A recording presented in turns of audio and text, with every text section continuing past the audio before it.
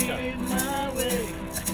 Have to keep on talking till I can go on. I see it your way. But risk of knowing that our love may soon be gone. We can work it out. We can work it out. These were the sounds of raising the public awareness of saving the fresh water on International Water Day at Windsor's riverfront. Representative of International Joint Commission with partnership of Windsor Regional Environmental Council gathered to educationally engage public and provide information about the importance of conserving and protecting the Great Lakes.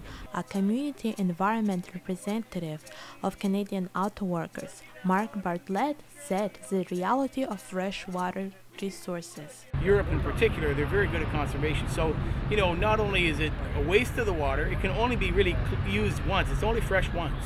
The water that's flowing down this river is in the middle is 200 years old. It's fresh because it came from a glacier someplace. But you know what? That water is only fresh once. And so what we have to do is think about that.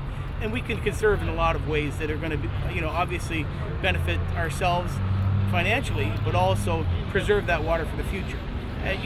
We have to really watch because there's a lot of a move towards privatization of water, and we need to protect against that. Because if water is privatized, and when you and I go to try and get water, we're going to have to pay a big dollar for it. And that's something that everyone has to have is fresh water. You can't live without it. University of Windsor UNICEF program also brought attention on the importance of conserving water and preventing pollution.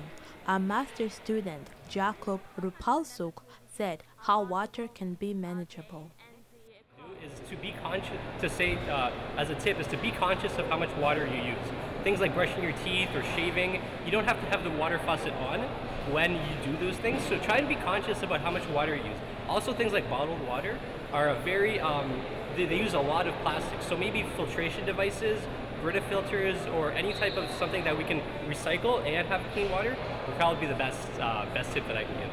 A first-year double-major political science student and representative of UNICEF, Jessalyn Fanbo, said the challenges of bringing the knowledge to the people.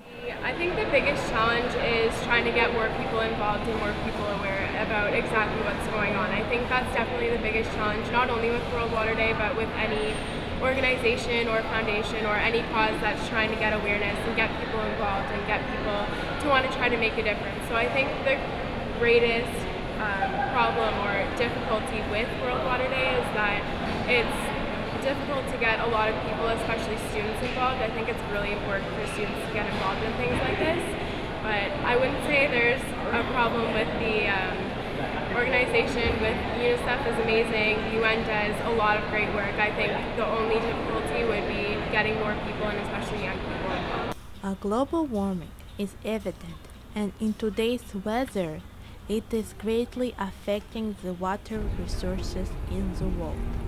A geology and geophysics University of Windsor student Sinhart Joshi Sid explained the mechanism of Earth's overheating.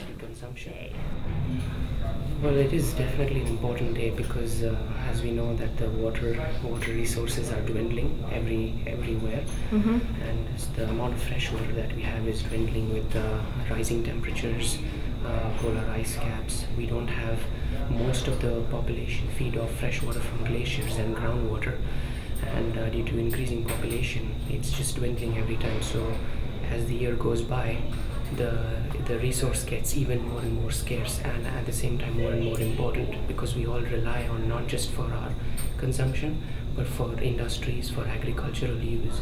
So it's pretty important day. Besides global warming, fluoride in the water has different controversy, which affects the public health. Many argue that fluoridation is considered harmful not only to people but to the environment too. A former teacher, Kim De-ong, shared the knowledge about fluoride.